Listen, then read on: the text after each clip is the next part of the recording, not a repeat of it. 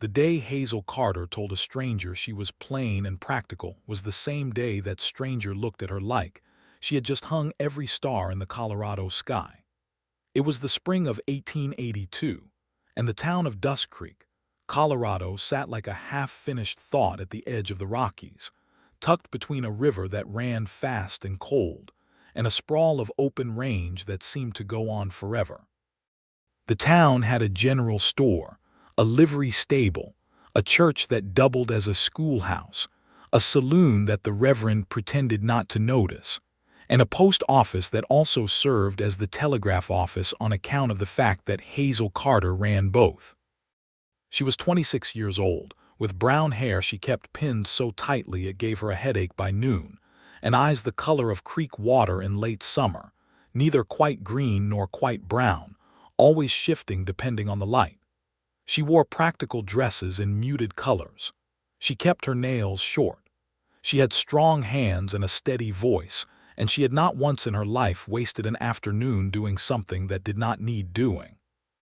That was how she would have described herself to anyone who asked, and it was largely how the people of Dust Creek saw her. Reliable Hazel, steady Hazel, good for a clear answer and a fair price on stamps and not much else beyond that. The women in town were kind to her in a distracted sort of way, and the men respected her the way they respected a good fence post, solid, dependable, and not particularly interesting to look at. Hazel had made peace with all of that a long time ago. Or so she told herself on the mornings when the loneliness sat heavy on her chest, and she had to remind herself that a practical woman did not have time for self-pity. She was sorting mail on a Tuesday morning in April when the door to the post office swung open and let in a gust of mountain air and Gilbert Malone. He was not the kind of man who entered a room quietly. Not because he was loud, he was not, but because he had the kind of presence that made a space rearrange itself slightly to accommodate him. He was tall, broad across the shoulders, with dark hair that had grown a little too long and curled slightly at the ends where it was damp from the river. His coat was dusty from the trail. His boots were worn but well-made. He had the look of a man who had been traveling hard and sleeping rough, and did not particularly mind either of those things. He was somewhere around 28 or 29, with dark eyes that moved quickly around the room and settled on her with an attentiveness that she was not accustomed to receiving. "Morning," he said. His voice was low and even, the kind of voice that did not rush. "Good morning," Hazel said, setting down the stack of letters she had been sorting. "Can I help you?" "Hoping so. I'm looking for a letter that ought to have arrived here sometime in the past 2 weeks. Name is Gilbert Malone, addressed from a ranch called the Copper Hat down near Pueblo." Hazel turned to the sorting shelf and ran her fingers along the row marked M. She pulled out 2 envelopes. "There are 2 here for that name." "That would be them," he said, moving to the counter. He was looking at the envelopes, but she had the distinct impression he was also looking at her, or at least noticing her in a way that most people in Dust Creek had long since stopped doing. She handed them across. He took them and glanced at the return addresses on each, then tucked them into his coat without opening either one. She supposed that was his business and not hers. "You are new to Dust Creek," she said. It was not quite a question. "Passing through," he said. "Or maybe not. Depends on a few things." He glanced around the small post office with its neat rows of wooden cubbies and the hand-lettered price list above the window. "This your place?" "I run the post office and the telegraph, yes." "You live in town?" She gave him a look that was neither hostile nor particularly warm. "I do. Is there something else I can help you with, Mr. Malone?" He smiled then, just slightly, and it changed his face in a way she was not prepared for. It made him look younger and also somehow more solid, more real, like a line drawing that had suddenly been given depth and color. "A stamp," he said. "And maybe directions to wherever a man can get a meal in this town that is not going to regret him later." She sold him the stamp and told him about the Dust Creek boarding house 2 streets over, where Mrs. Eveline Prout served breakfast and supper and kept a clean table and did not allow drinking or card games on the premises, which she delivered in exactly the same tone she used to inform him of the price of the stamp. He listened to all of it with the same attentiveness, thanked her, and left. She went back to sorting mail and told herself that she had not watched him walk away. She had absolutely watched him walk away. He was back the next morning for another stamp. And the morning after that to send a telegraph to a man named Dorsey in Laramie. And the morning after that simply because, she came to understand, he had nowhere pressing to be between 8 and 9 o'clock, and the post office was apparently an agreeable place to spend that hour. On the fourth morning he came in and leaned against the counter and said, "You do not make much conversation, do you?" "I make exactly as much conversation as the situation requires," Hazel said, not looking up from the ledger she was updating. "And what does this situation require?" She looked up then. He was watching her with that same dark-eyed attentiveness, and there was something in it that was not quite amusement and not quite challenge, but something in between the two that made her want to be careful. "You are asking the wrong person," she said. "I am plain and practical, Mr. Malone. I'm not very good at the kind of conversation that does not have a clear purpose." She had said it matter-of-factly, the way she said everything, as a simple statement of truth. It was what she believed about herself. It was, she thought, a reasonable and honest self-assessment. Gilbert Malone went very still for a moment.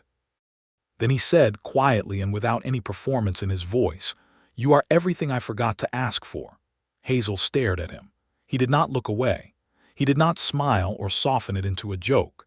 He said it the way a man states something he has only just realized but immediately recognized as true, and the certainty in his voice was more disarming than any flattery she had ever been offered, which was not much, but still. "I beg your pardon," she said.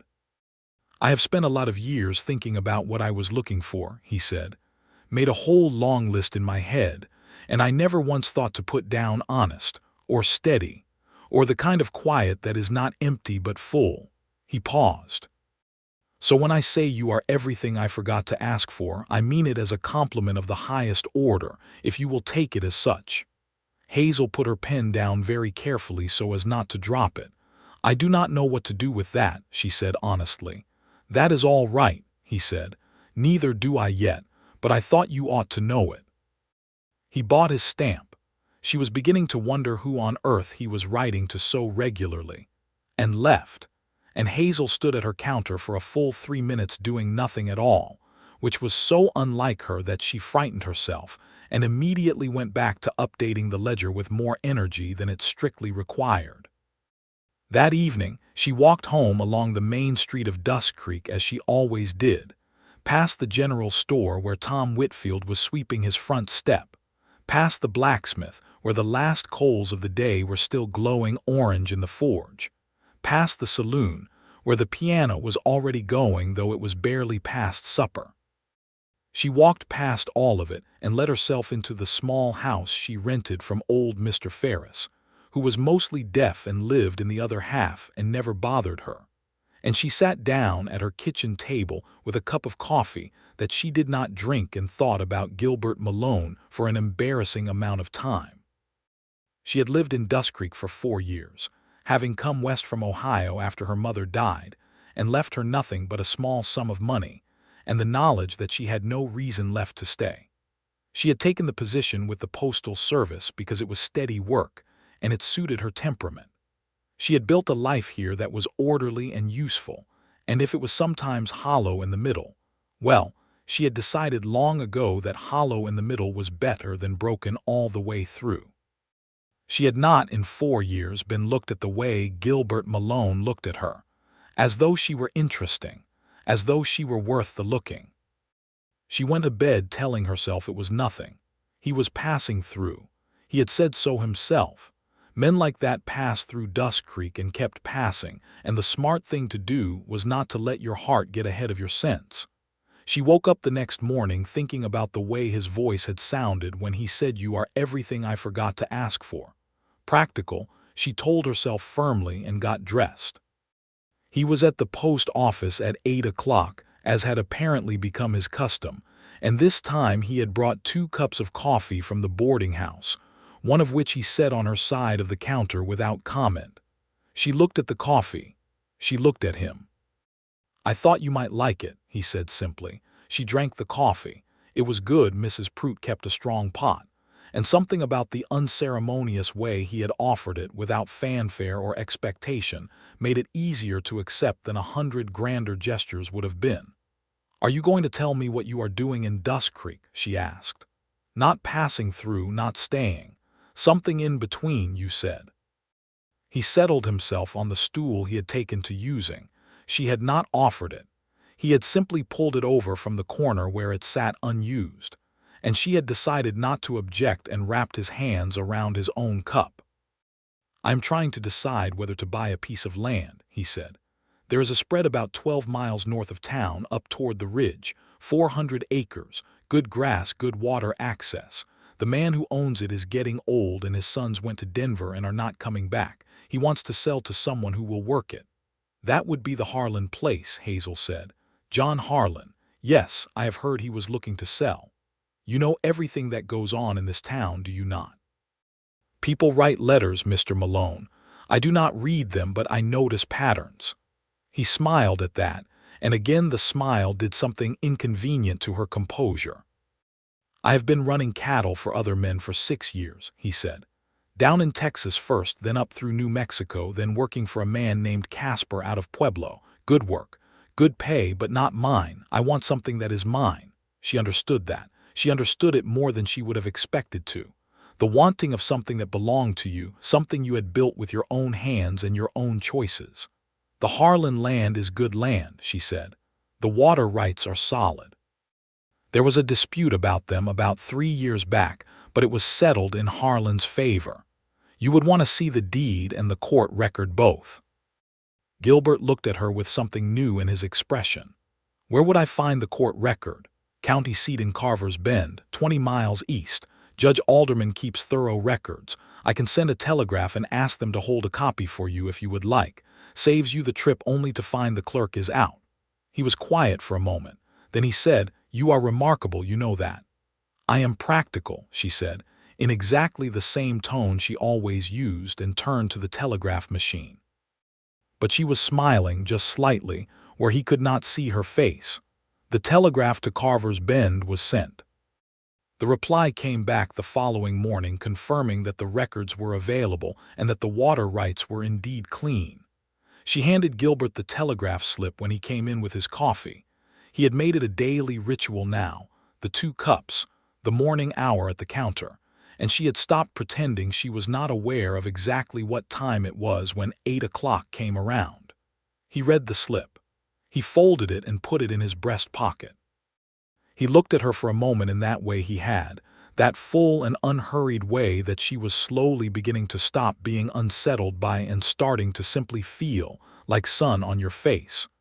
"Would you ride out with me?" he asked. "To see the land? I would like a second opinion from someone who knows this territory."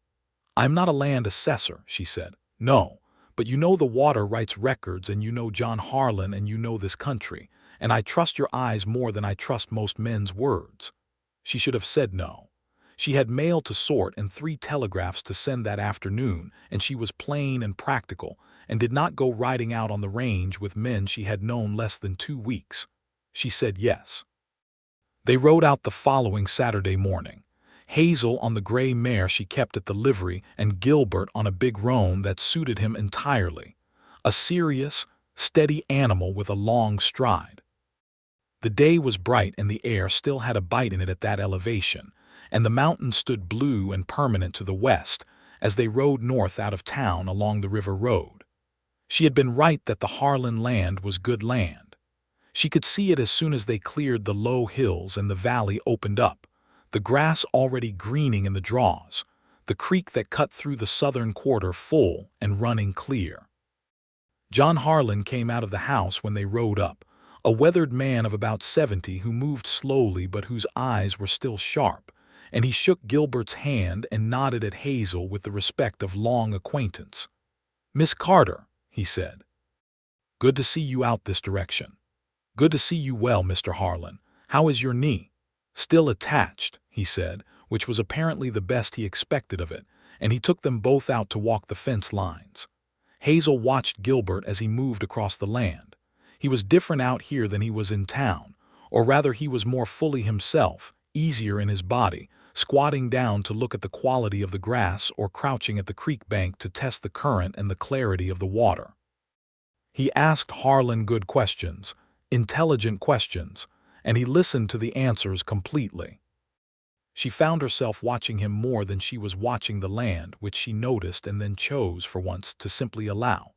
On the ride back to town in the late afternoon, with the sun going gold behind the mountains and the shadows long across the grass, Gilbert rode beside her and said, "What do you think?" "I think you should buy it," she said. "That is a significant opinion. You asked for it." He looked at her sideways with that smile. "What would you do with 400 acres?" "I would raise cattle because the grass supports it, but I would also put in a kitchen garden and an orchard along the south-facing slope by the creek because the soil there is deep and it catches good light. And I would fix the roof on the south barn before winter because from what I could see it is not going to survive another heavy snow." There was a silence, companionable and unhurried, the way silences between them had begun to be. "You have thought about it," he said. "I notice things." "You do," he agreed. "You notice things and you think about them thoroughly, and you never say anything you have not considered first. That is a rarer quality than people understand." She did not know how to answer that, so she looked at the horizon and let the quiet settle, and the quiet was not uncomfortable at all. That was the thing about Gilbert Malone that she was slowly discovering. The silences with him were full, not empty, full. He made an offer on the Harlan land the following week. Harlan accepted. The paperwork was drawn up by the county assessor who came out from Carver's Bend, and Hazel happened to be the one who notarized the telegraph confirmation of the deed transfer because that was part of her official duties, and her hand was perfectly steady when she stamped it, and she did not think at all about the fact that Gilbert Malone was now, officially, staying. Or she thought about it only a reasonable amount. The weeks that followed had a rhythm to them that she began to look forward to, with a longing that surprised her. He came to town every few days for supplies or to send telegraphs or to pick up mail, and he always came to see her, and sometimes those visits were brief and practical, and sometimes they lasted an hour or more, with him perched on his stool and her moving about the post office doing her work while they talked. He told her about his years working cattle, about the plains of Texas and the way the wind came off the Gulf, and about a summer he had spent in New Mexico working for a man who had treated his hands well, and a winter working for a man who had not. He talked about his family, a mother who had died when he was 14, a father who had died shortly after of grief as much as anything, 2 older brothers who had gone north to Wyoming, and a sister who had married a farmer in Kansas. He was the youngest, she learned. He had been finding his own way for a long time. She told him about Ohio, about the house she had grown up in that always smelled of her mother's bread, and the cold winters and the smallness of the town, and how she had always felt, even as a girl, that she was meant to be somewhere larger, somewhere with more sky. She told him about coming west at 22 with her small inheritance and her practical nature, and absolutely no clear plan beyond knowing she needed to move. She did not tell him about the man she had almost married before she left, the perfectly acceptable man with the perfectly acceptable life who had looked at her on the day she said she was going west, and said, with a kind of quiet astonishment, that he had never understood her. She did not tell Gilbert that because it still sat in her chest in a way she did not entirely understand. That astonishment on a man's face at the idea that she was a person he could not fully account for.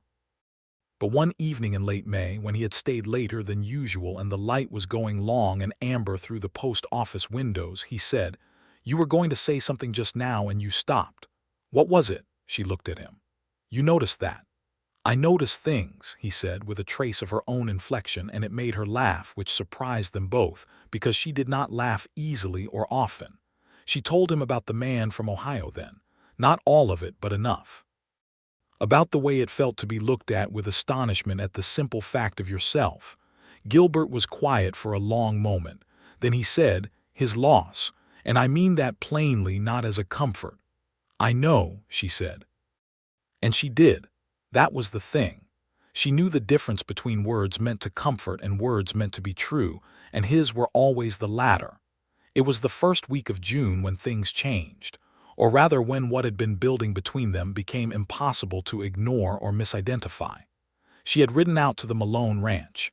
She had begun thinking of it that way, the Malone ranch, without quite deciding to deliver a registered letter that required his personal signature. It was a legitimate reason. She told herself it was only the legitimate reason that had her saddling the gray mare on a Thursday afternoon and riding 12 miles north. He was in the south barn when she arrived, the one with the problematic roof which she could see had already been half repaired. He came out when he heard the horse, and his face did the thing it did when he saw her, that slight shift, that settling as though something in him that had been a little tense went easy. "Registered letter," she said, swinging down from the saddle. "Needs your signature." "Come in," he said. "I was about to put coffee on." She signed him in on the letter, and he signed his name in her ledger, and she should have gotten back on the horse and ridden back to town.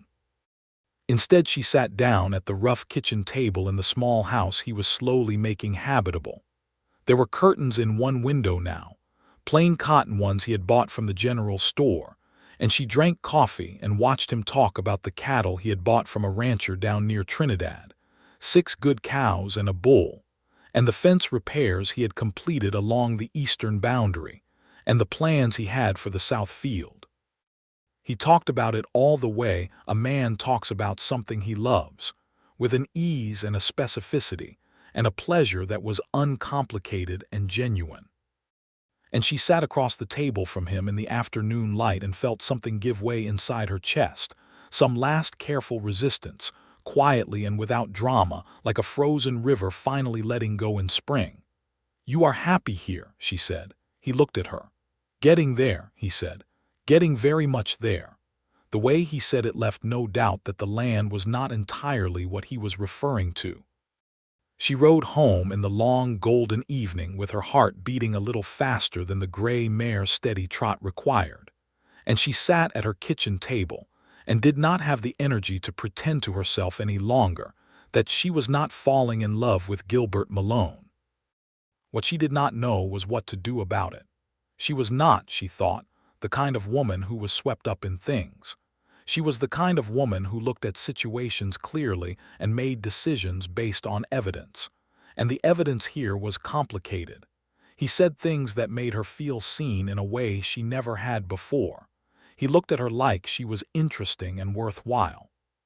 He brought her coffee and asked her opinion on land records and water rights and laughed when she laughed, and listened when she spoke with a completeness of attention that she had not previously understood was possible. But she did not know what he wanted.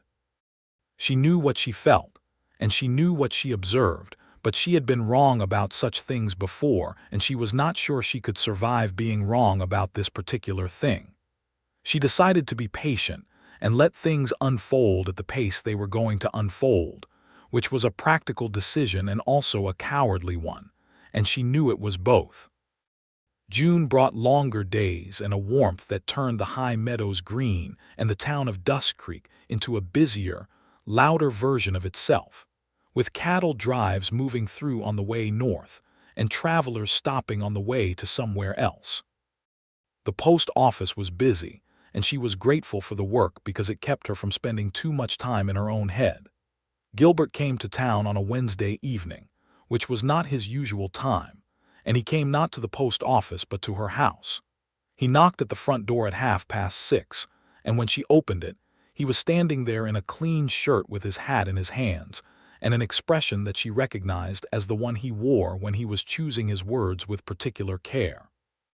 "I would like to take you to supper," he said, "not for any particular reason, or rather for a very particular reason that I am going to explain over supper if you will come." She looked at him for a moment. She looked at the hat in his hands. She looked at his expression, that careful, honest, unperformed expression that was so entirely itself. "Let me get my shawl," she said. They went to the Dust Creek Hotel dining room, which was the best eating establishment in town and also the only one that had tablecloths.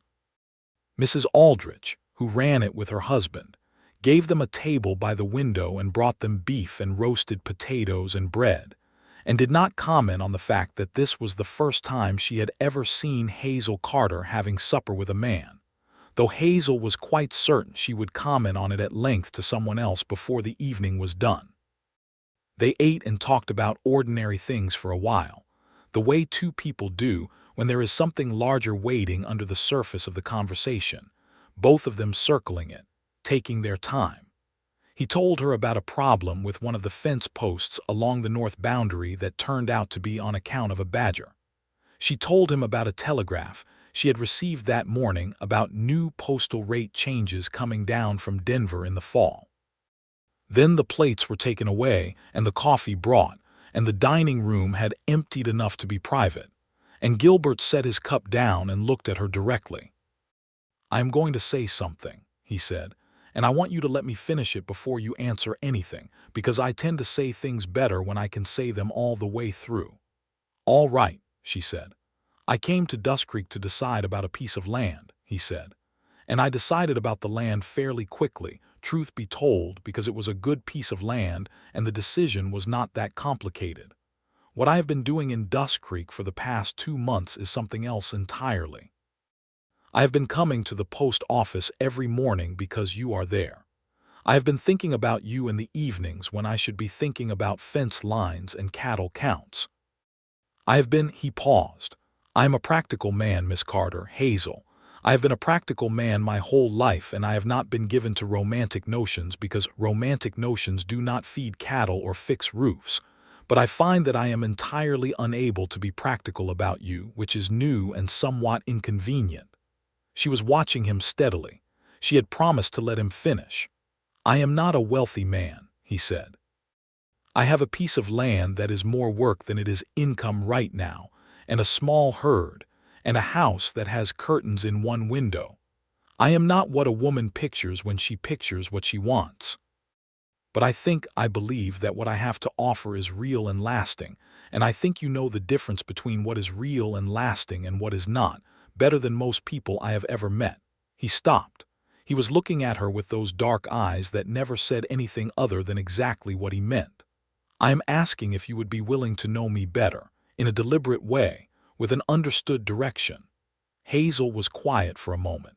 She turned her coffee cup slowly in her hands. "You are asking to court me," she said. "Yes, plainly, that is what I am asking." She looked at him. She thought about all the mornings with the coffee cups. She thought about riding back from the Harlan land in the golden evening.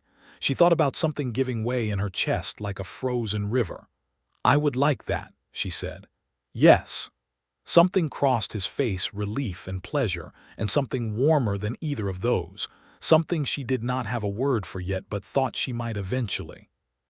"Good," he said, and drank his coffee, and they sat in the lamplight of the Dust Creek Hotel dining room and talked for another 2 hours about nothing of any particular significance and everything of considerable importance.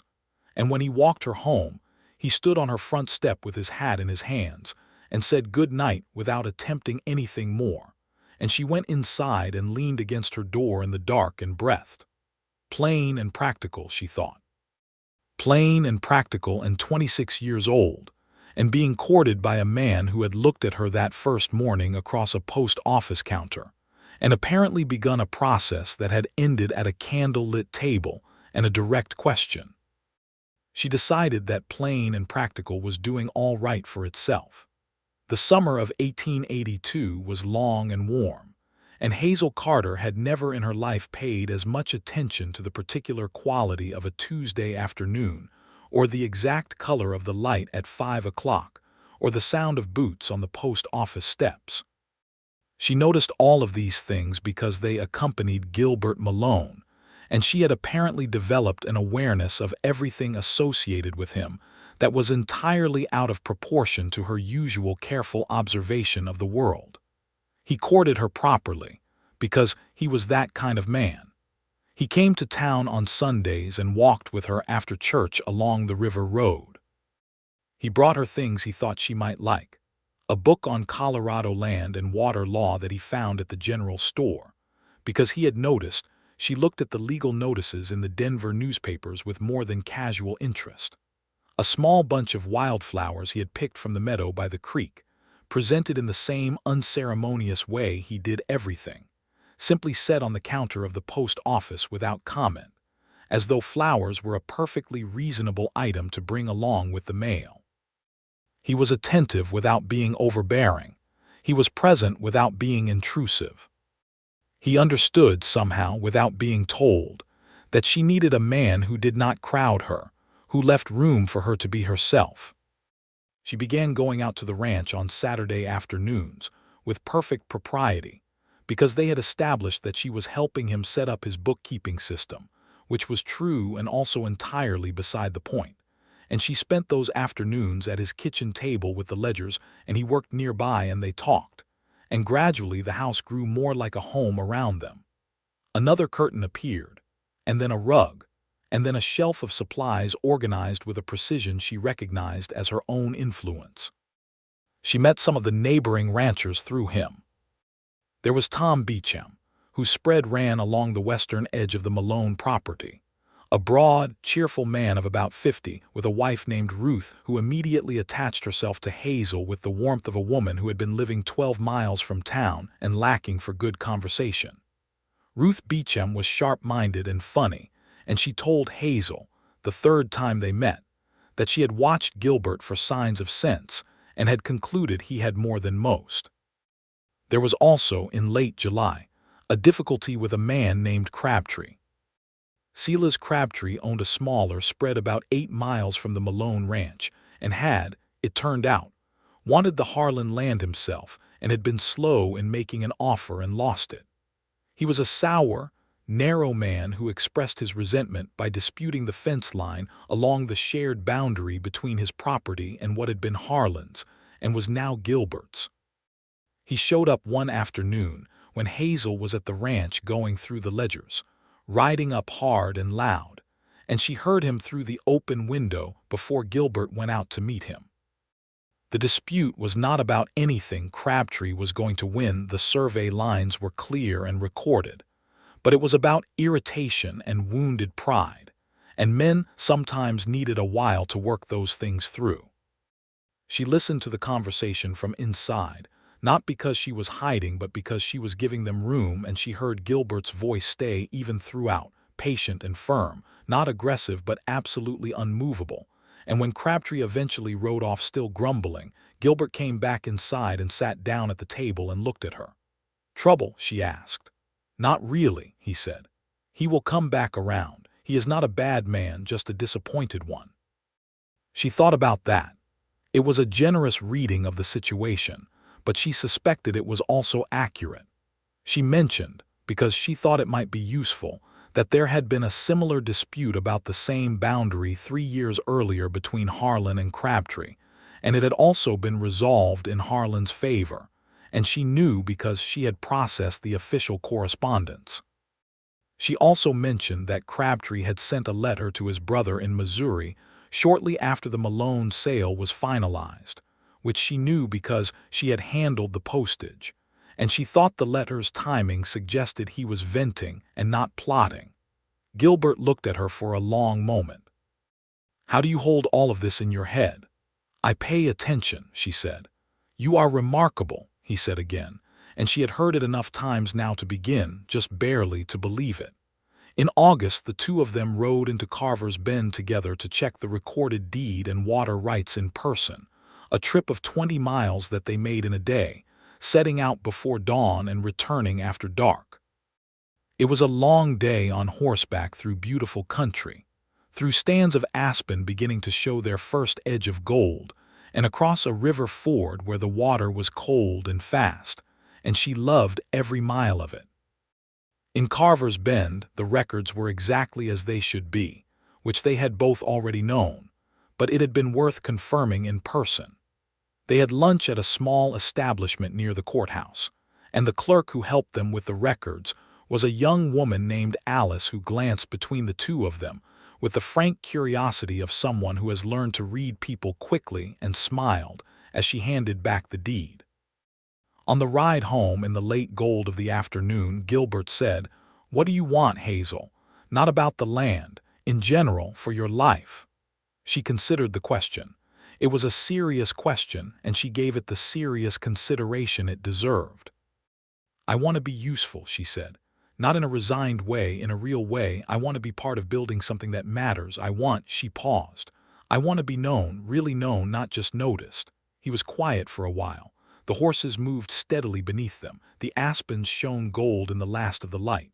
"And the post office?" he asked. "I love the work," she said. "I love that it connects people. A letter is a remarkable thing when you think about it. Someone somewhere thought something important and wrote it down, and sent it into the world and trusted that it would arrive. And my job is to make sure that trust is honored." He looked at her with that expression that she had gradually learned to read, the one that was warm and certain and unguarded. "Yes," he said, "that is exactly what you are." She was not entirely sure she had followed him, but she felt followed, and that was its own kind of remarkable. He asked her to marry him on a Sunday morning in September, when the aspens were fully gold and the air had its first real bite of autumn in it. They were walking along the river road after church, and he stopped at the place where the river bent and the water caught the light and made everything around it bright.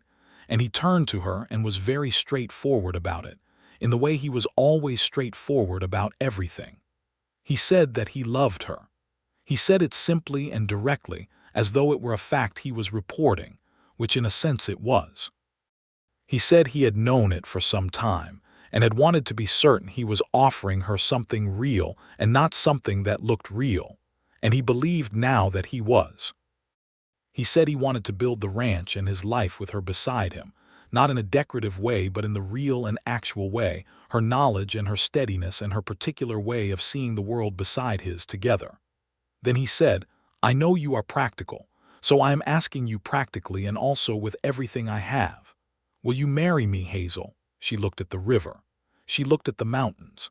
She looked at his face, which was honest and open and entirely without performance. "Yes," she said, "I will marry you, Gilbert." He did not sweep her up or shout. He took her hands in both of his and held them and looked at her with everything he felt, which was considerable, and she looked back at him without looking away, and it was one of the most purely honest moments of her entire life.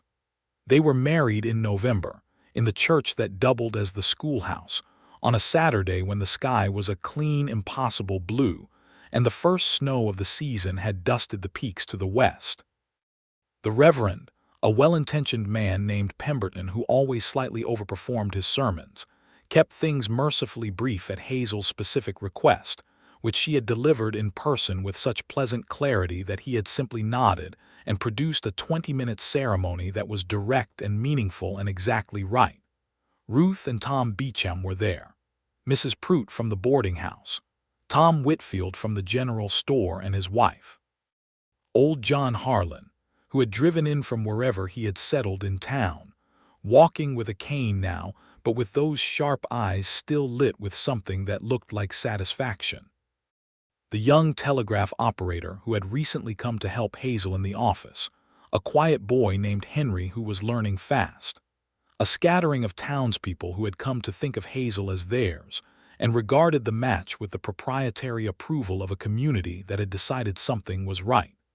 Hazel wore a dress she had made herself from blue wool, practical in its construction and beautiful in its effect, because she had discovered that practical and beautiful were not actually opposites. She carried flowers Ruth had somehow coaxed from the last of the autumn garden. Her hair was pinned but less tightly than usual, and there were a few strands loose around her face that she had decided for once to leave. Gilbert wore his good coat and a clean shirt, and his expression when he saw her walk up the aisle of the little church was something she would remember for the rest of her life. It was not astonishment. She had finally met a man who was never astonished by her, but something deeper than astonishment. Recognition. Joy. She walked up the aisle alone because there was no one to give her away, and she had decided that was exactly appropriate. She had always given herself. After the ceremony, Mrs. Prude had organized a supper in the hotel dining room, and there was dancing, which surprised Hazel because dancing had not been discussed. But Gilbert turned out to know how to dance, and he turned out to know how to lead without pulling, to follow without pushing, to move with a consideration for his partner's comfort that made her realize that this thing they had between them was not going to be different in marriage than it had been in courtship.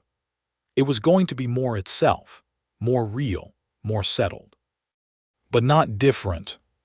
She danced with him in the lamplight of the Dust Creek Hotel dining room while the snow that had been threatening all day began to fall silently outside the windows, and she thought that she had been entirely wrong, years ago, when she had decided that plain and practical was the sum of what she was.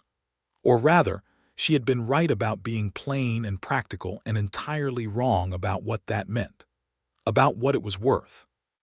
They drove back to the ranch that night in a light snowfall, the horse's breath clouding white in the cold air, the lantern on the wagon casting a warm circle of light. The ranch was dark when they arrived, and Gilbert lit the lamps while Hazel carried in the basket of things she had brought, and the house, which she had watched slowly become more itself over the past months, felt different now, felt like hers, like theirs.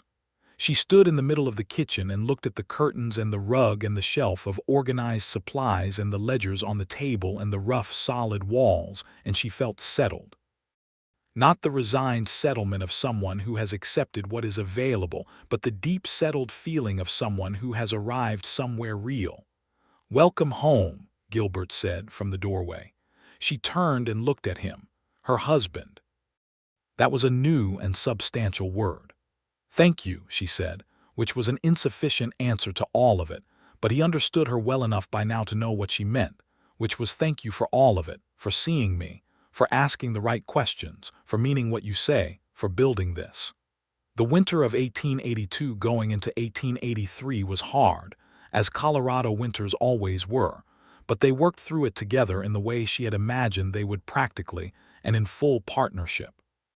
He knew cattle and he knew the land. She knew numbers and records and the particular art of making resources stretch farther than they appeared to reach. She kept the books with precision and identified efficiencies he had not noticed, and he deferred to her judgment on those matters without qualification, which she appreciated more than she knew how to say. She continued to run the post office in town, riding in on the days that mattered with Henry, the young assistant, handling the daily opening. It was a compromise they had arrived at together, one that suited both of them. She would not give up work that she loved and that was genuinely valuable to the community, and he had never once suggested she should. What he had suggested, about a month into the marriage, was that they add a room to the house. "A proper study," he said. "With a desk for you. You are doing 3 people's work on that kitchen table." They built the study in the spring, just the 2 of them on the weekends and with Tom Beecham's help for the heavier framing. It was a small room with 2 windows and a good solid desk that Gilbert had ordered from a craftsman in Carver's Bend, and which arrived in pieces on the back of a freight wagon, and which he assembled in the room, adjusting and fitting and finishing until it was exactly level, because he knew she would notice if it was not. She put her ledgers on it and her reference papers and her writing materials, and stood in the doorway of the small room, and felt something she did not have a precise word for, only knew it was close to joy.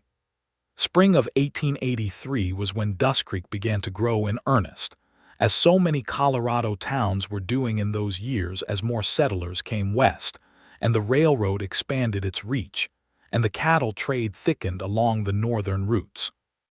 The post office was busier than it had ever been, and there were conversations in town about building a proper school, which Hazel took a leading interest in because she believed strongly in the education of children in the territory, and also because she was useful in the practical organization of such things, and the town had learned to trust her usefulness.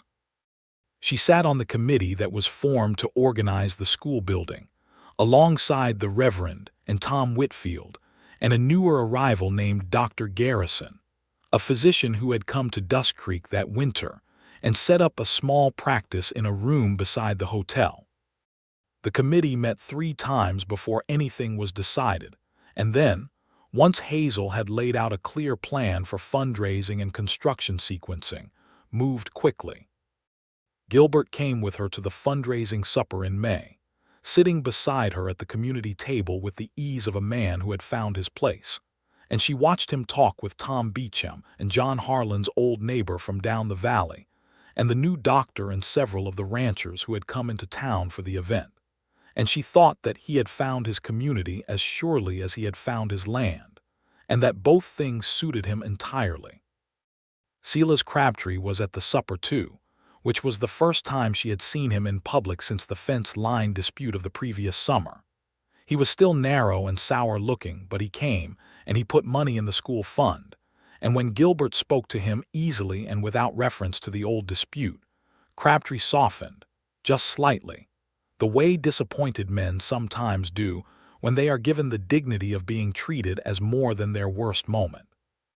Hazel found herself thinking later that Gilbert's reading of Crabtree had been exactly right. Not a bad man, just disappointed. And that was worth remembering, because she thought it was true of more people than was generally acknowledged. By the summer of 1883, the ranch was running well enough to show a modest profit, and they reinvested most of it back into the herd, buying 12 more cows from a breeder in Pueblo who had good stock and a solid reputation. Gilbert wrote down to Pueblo for the purchase and was gone for a week, and she discovered in that week several things about herself.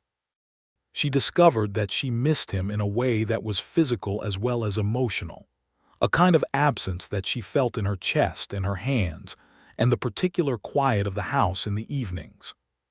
She discovered that she had become someone who depended on another person, which she had spent years avoiding, and that it did not feel like weakness but like the opposite of weakness, like the particular strength that comes from choosing to rely on someone you have genuinely found trustworthy.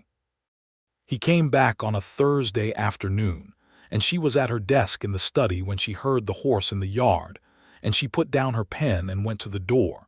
And he came in dusty and tired from the road, and she took one look at him, and something in her chest went warm and loose in a way she had come to recognize and still could not entirely account for. He kissed her and then looked at her with that look, the recognizing one, the settled one. "I missed you," he said. "I missed you too," she said, which was the simple and complete truth.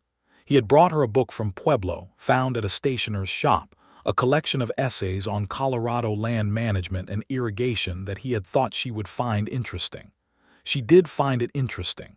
She found the fact of his knowing she would find it interesting more interesting still. That fall, Hazel discovered she was expecting a child.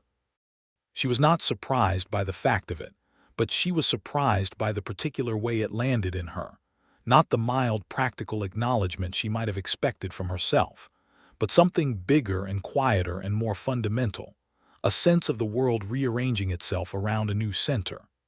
She told Gilbert on a Friday evening after supper, sitting at the kitchen table with the lamp between them and the early dark of October pressing against the windows.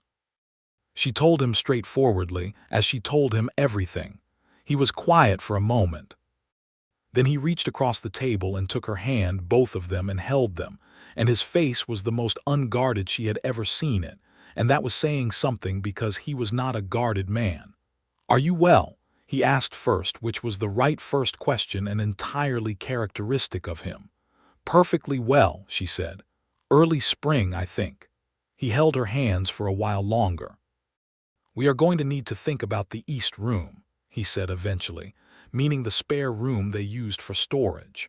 "We are," she agreed. "And about whether Henry can manage the post office more days in the winter while you are, I will ride into town until I cannot," she said.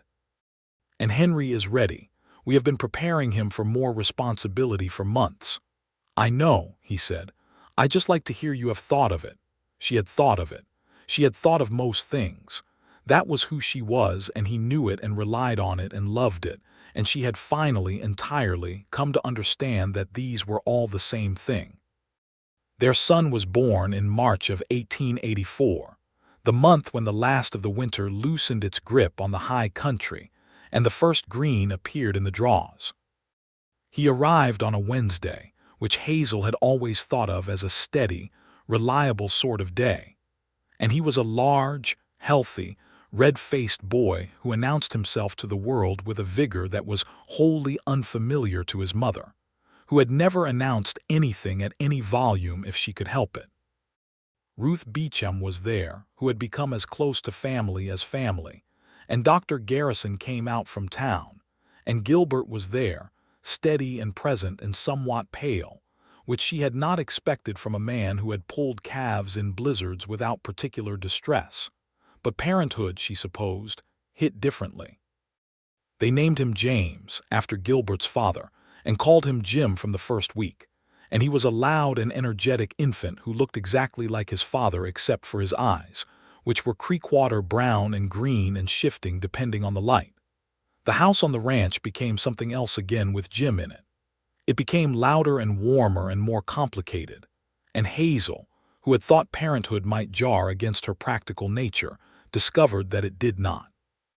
It required all the skills she had: the organization, the steadiness, the clear-eyed assessment of what each moment actually needed, and added to them requirements she had not previously understood, a patience that was different from her ordinary patience, a love that was different from anything she had previously categorized as love, bigger, rower, more frightening in its depths.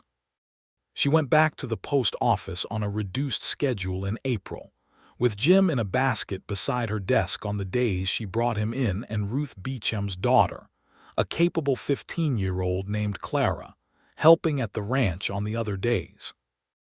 Henry had grown into a skilled and reliable operator of the office, and she found, genuinely, that she could share the work now without it feeling like loss. Dust Creek had grown enough by 1884 to have its new school building completed, and the committee hired a schoolteacher from Denver, a young woman named Miss Voss, who was earnest and well-trained and slightly alarmed by the practical reality of frontier teaching, but who settled in quickly once she understood that the community was behind her. Hazel helped her settle, which felt like a natural extension of the work she had always done, connecting people to what they needed, making sure what needed to happen could happen. By the summer of 1884, the ranch was running 16 cows and 3 bulls, and a small herd of horses that Gilbert had begun breeding with an eye toward selling working animals to other ranchers, because he had noticed, and Hazel had confirmed it in the records, that there was a steady demand and an insufficient local supply. It was a good idea, and it built slowly and reliably over the next 2 years into a secondary income that was not spectacular but was solid, which was the kind of income they both preferred. The Crabtree fence dispute was formally settled in the fall of 1884 by a county surveyor who came out and spent 2 days measuring and staking, and produced a document that Hazel filed with both the county and the territorial office, leaving no further room for ambiguity. Crabtree grumbled but did not pursue it further, and by the following spring he had come to an arrangement with Gilbert about shared grazing rights on a strip of land that benefited them both, and after that they were on reasonably good terms, which Hazel thought was a more satisfactory resolution than simple defeat would have been. Jim learned to walk in September of 1884, with a determination and a total indifference to falling that he appeared to have inherited from both his parents in equal measure. He was a cheerful child, curious and persistent, with his father's way of going still when he was concentrating on something, and his mother's habit of noticing details that other people missed. Hazel watched him sometimes in the evenings when he was settled for the night, in the way that parents watch sleeping children, taking inventory of the miracle of them. She thought about the woman she had been 4 years ago, sitting alone at her kitchen table in town with untouched coffee, telling herself that plain and practical was enough and trying to believe it. She thought about a man walking into her post office on a spring morning with trailed dust on his coat and dark eyes that settled on her with an attention she had not expected. She thought about what she had said to him, matter-of-factly, as a simple statement of truth. "I am plain and practical." And what he had said back, immediately and without hesitation, as though it were something he had only just realized but recognized as true the instant he saw it. "You are everything I forgot to ask for." She had not understood then, or she had understood but not believed. She was beginning to understand now fully what he had meant, that what she was, the steadiness and the sharp attention and the practical love and the quiet that was full rather than empty, was not despite the kind of person she was. It was the kind of person she was, and it had found the man it was meant to find across a post office counter on a Tuesday morning in 1882. In the winter of 1885, they had a long evening conversation about the future of the ranch, which had become their regular practice on the cold nights when Jim was asleep, and the fire was good, and the ledgers were spread between them on the kitchen table. The herd was healthy. The horse breeding was showing profit. The water rights were solid. What they needed now, Gilbert said, was a second pair of reliable hands for the spring and summer work, someone who could be taught the ranch's particular systems and trusted with the animals. Hazel had someone in mind, which she had been thinking about for several weeks. A young man named Caldo who had come to Dust Creek with the latest group of settlers, one of the Mexican families who had been moving into the Colorado Territory with increasing frequency in those years. Good farming people with deep knowledge of the land, and water that the Anglo settlers often lacked and often underestimated. Caldo was 22, hard-working, and had been picking up whatever work he could find in town, and she had talked with him several times at the post office and found him both capable and observant. She mentioned that the territory had a troubling history with Mexican land grants and the legal standing of families who had settled this land long before the Anglo influx, and it made her angry in a specific, clear-eyed way, the injustice of it. She mentioned that taking on Caldo was not only practical but right. Gilbert listened to all of it and said, "Bring him out next week." They hired Caldo in February of 1885, and he learned the ranch's systems quickly and became, over the following years, not merely an employee but someone they depended on and who trusted them. A reciprocity that was built on mutual respect and fair pay, and the understanding that a man's work was worth what a man's work was worth, regardless of anything else. The spring of 1885 brought news from Hazel's sister-in-law in Kansas, Gilbert's sister Martha, who wrote to say that her husband had died of a fever, and she was left with 3 children and a farm she could not manage alone and very little clear plan. Gilbert and Hazel read the letter together at the kitchen table, and Hazel said, without needing to think about it particularly long, she should come here. He looked at her. "It would not be easy. 3 children and the house can be made larger," she said. "We have talked about adding to the east side, and she can help with Jim and I can help her find her footing. She is family." It was as simple as that, in the way the most important decisions sometimes were. Martha Malone, now Martha Ferris, came to Dust Creek in June of 1885 with her children Benjamin, who was 11, and Clara and Dot, who were 9 and 6, and moved into the expanded east wing of the ranch house and began the business of building a new life in the way that people in the territory did, with work and necessity and the particular grace of community. The summer of 1885 was loud and full, and more chaotic than anything Hazel had previously experienced, with 3 additional children in the house, and the ranch work at its peak, and the post office under a new pressure as Dust Creek continued to grow. She did not thrive under chaos exactly. She was not built for chaos, but she had skills equal to the managing of it, and she applied them with a steadiness that Martha said one evening was the most remarkable thing she had ever seen. "You are not flustered," Martha said. They were sitting on the porch in the evening while the children played in the yard and Gilbert and Caldo were still out on the south pasture.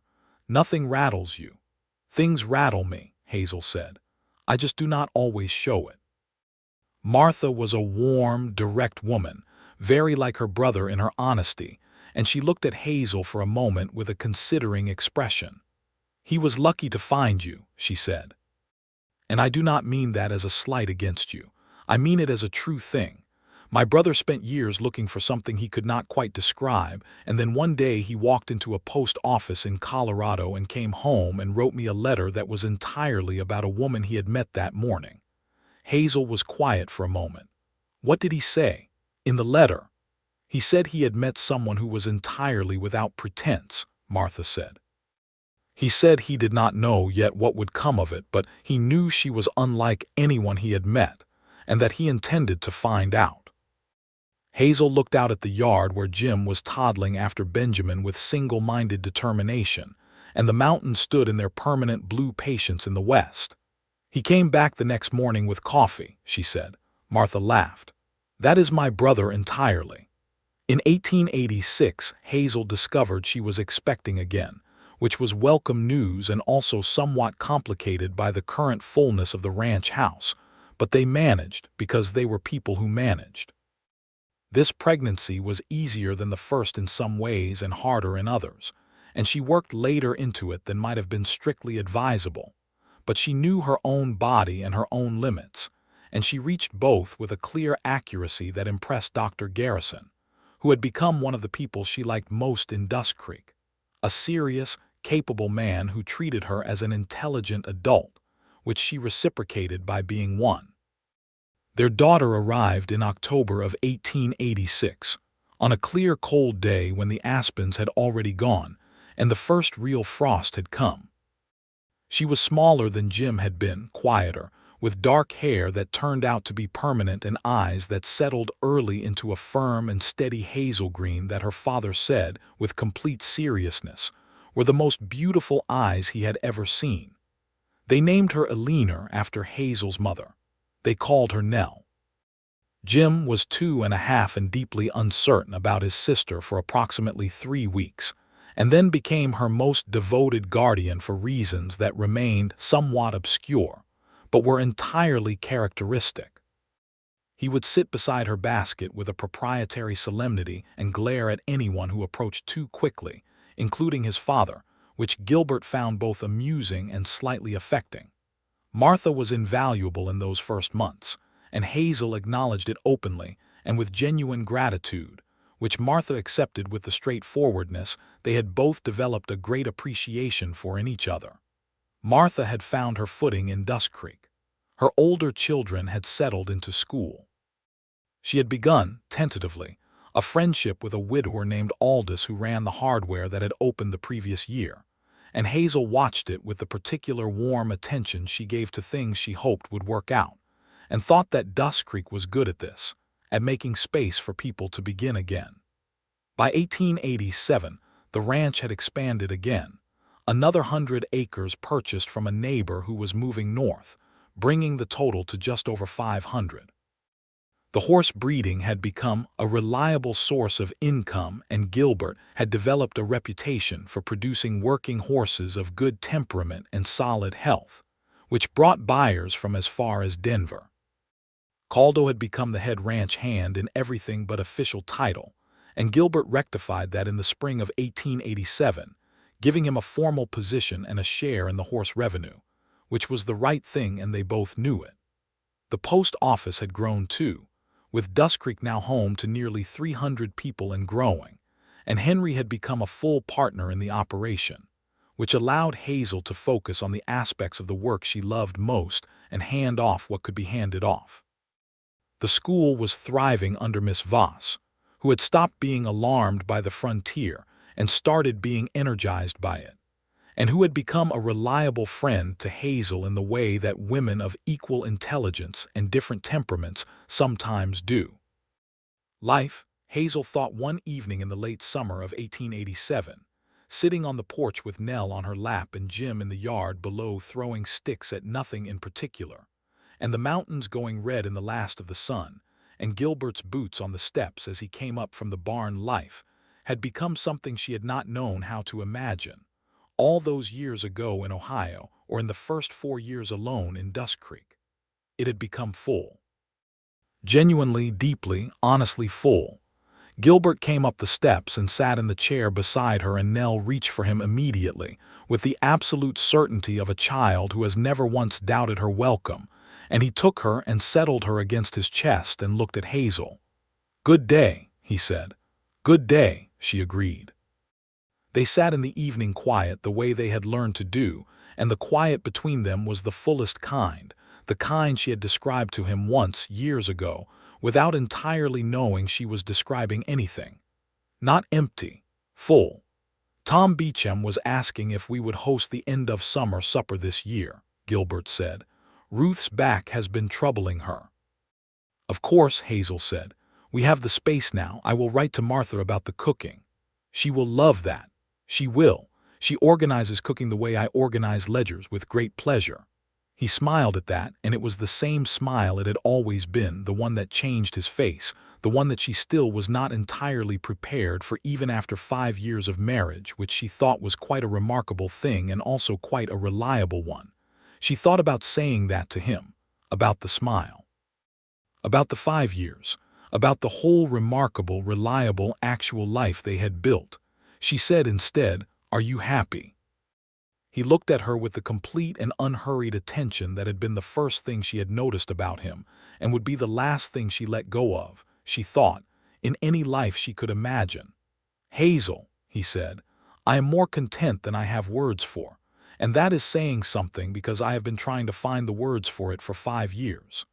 She nodded, which was what she did when language fell short and gesture had to serve.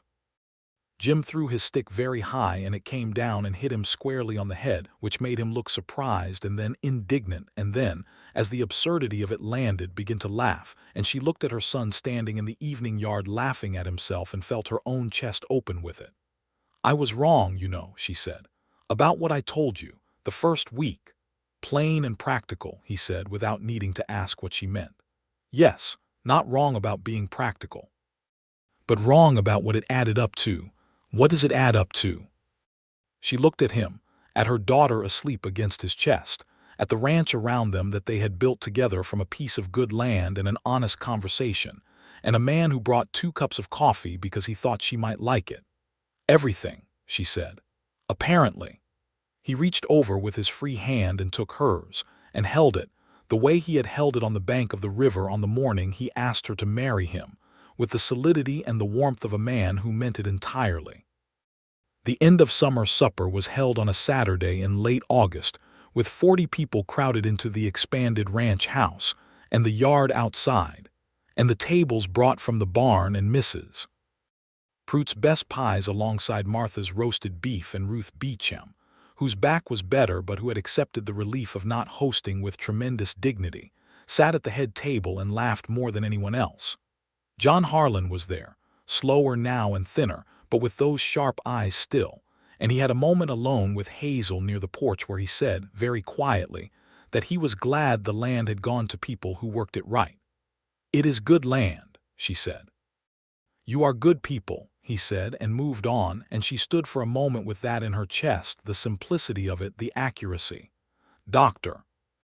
Garrison came, and Miss Voss, and Henry and his new wife, a cheerful young woman from Denver who thought Dusk Creek was the most interesting place she had ever been. Caldo came with his younger brother who had recently arrived from Taos, and Martha and Aldous, who were now formally walking out, and whom everyone in the community was quietly routing for with the proprietary satisfaction of people who feel they had arranged it, which they had not.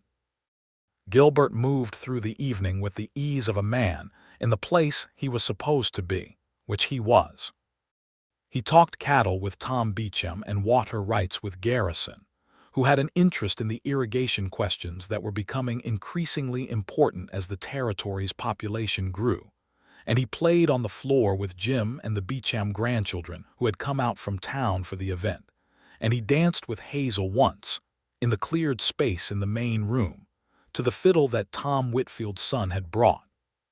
She danced with him and thought about the first time, in the lamplight of the hotel dining room, with the snow beginning outside the windows. She thought about how far it was from there to here. She thought it was exactly the right distance. In the years that followed, Dusk Creek continued to grow, and the ranch continued to develop, and Jim and Nell grew into the particular people they were going to be. Jim steady and curious, and inclined toward the land. Nell sharp-tongued and warm-hearted, and already, at 3, demonstrating a facility with numbers that made Hazel look at her with the particular delight of recognition. Martha married Aldous in the spring of 1888, a quiet ceremony at the church that was the more meaningful for its quietness, and moved into Aldous's house in town, which meant the east wing of the ranch house became a proper guest room, and then, when Caldo's family grew large enough to need it, a space where extended family could stay during the busiest seasons, which Hazel proposed and Gilbert agreed to immediately. In 1889, Colorado's continued growth and the federal government's rearrangement of the territories brought new administrative changes that affected postal operations throughout the state, and Hazel found herself, somewhat to her own surprise, appointed as the area's regional postal coordinator, a new position that required her to travel occasionally to Denver for meetings and to oversee operations in 3 neighboring towns in addition to Dust Creek itself. It was more responsibility and more work, and she had to be honest with herself and Gilbert about what it required and what it cost. They had that conversation at the kitchen table as they had all their important conversations, with the ledgers closed for once and the coffee between them and both of them looking at the actual shape of the question. "It is what you are made for," he said. "It is more time away from the ranch, from you and the children." "Not so much that we cannot manage it," he said. "And Hazel, it is right. It is exactly right for you. The work, the scale of it. I would be a poorer kind of husband than I intend to be if I asked you not to take it because it was inconvenient for me."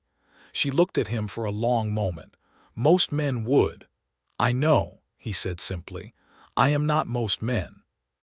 "You knew that when you married me." She had. She had known it from the first morning when he walked into her post office and looked at her as though she were worth the looking. She had known it from the way he never once, in 6 years of building their life together, suggested that her work was less important than his, or that her ambitions were less legitimate than his, or that what she was, the practical, steady, sharp-eyed, full of not tempty quiet woman she was anything other than exactly what he wanted. "You are everything I forgot to ask for," he had said, on a morning in April of 1882, to a woman who had just described herself as plain and practical and meant it as a full accounting. And he had been right. Not because she was more than plain and practical, but because plain and practical in the actual living of it was not the diminishment she had always taken it for. It was a kind of richness. A specific and genuine richness that you had to have the eyes to see, and he had always had the eyes. She took the position. She went to Denver twice that year and came back with new ideas and new contacts, and the particular energized satisfaction of a woman doing work she is genuinely built for. Gilbert held the ranch and the children and the household with the same steady competence he brought to everything. And Jim, who was 5 by then, helped with perfect seriousness and an attitude toward responsibility that made his father look at Hazel, sometimes with an expression that said they had done something right there, which they had. The Colorado Territory became the state of Colorado in 1876, and by 1889, the young state was finding its administrative footing, and Dust Creek was part of that finding. Growing into a town with a real school and a real doctor's office, and a library that Hazel had been instrumental in establishing by writing to the county and the state about the educational needs of the region, and organizing a public reading room in the space above the post office that started with 30 books and grew steadily. It was the kind of work that did not make news, the kind of work that simply happened because someone organized it and followed through and cared about it. And Hazel was good at that kind of work, and she knew it, and she had finally, entirely, stopped apologizing for knowing it. In 1890, when Nell was 3 and Jim was 6, and the ranch was running well and Martha was settled, and Caldo was a partner, in fact, if not on the original deed, which they rectified that year with a formal amendment, and Dusk Creek was a real town with real permanence. Hazel and Gilbert had an evening conversation on the porch that was not about business or logistics or the children, but simply about the two of them, which they had maintained as a practice throughout the years because he had proposed it early on, an evening regularly, that was just theirs, just the two of them and the quiet and the mountains, and she had agreed because she understood its value. He said on this particular evening, "Do you remember what you said to me that first week? I am plain and practical, Mr. Malone." "I remember," she said. "Did you believe it at the time?" She thought about it honestly, the way she thought about everything. "I believed it was accurate," she said. "I did not entirely know what it meant." And now, she looked at the mountains going dark blue in the last of the light. She thought about all of it, the years and the work and the children and the building and the hard seasons and the good ones, and the way this man had looked at her from the first morning, with an attention that was complete and respectful and warm. She thought about the way love, actual love, the sustained and daily and complicated and joyful kind, had turned out to be nothing like the stories and everything like itself. "Now I know that plain and practical is what built all of this," she said, "and that it is not small. It never was." He reached over and took her hand as he always did and held it as he always did. "No," he said, "it never was." The stars came out over the Colorado mountains, the same stars that had been there in 1882 when she was a woman alone with untouched coffee, and a life that was orderly and useful and hollow in the middle. The same stars, but different now, seen from different ground, with her hand in his and the sound of their children inside, and the wide open dark of the country around them that was hers and his and theirs. She had told him she was plain and practical. He had said, "You are everything I forgot to ask for." And they had spent 8 years proving that both of those things were true, and that they were not contradictions but a single complete fact, one of the truest things either of them had ever known. She leaned her head against his shoulder, which she did not do often, not being given to that kind of gesture, but sometimes, on the right evening, she did. He put his arm around her and they sat in the dark together, and the night was big, and the mountains were quiet, and the life they had built was real and whole, and entirely, deeply, lastingly theirs.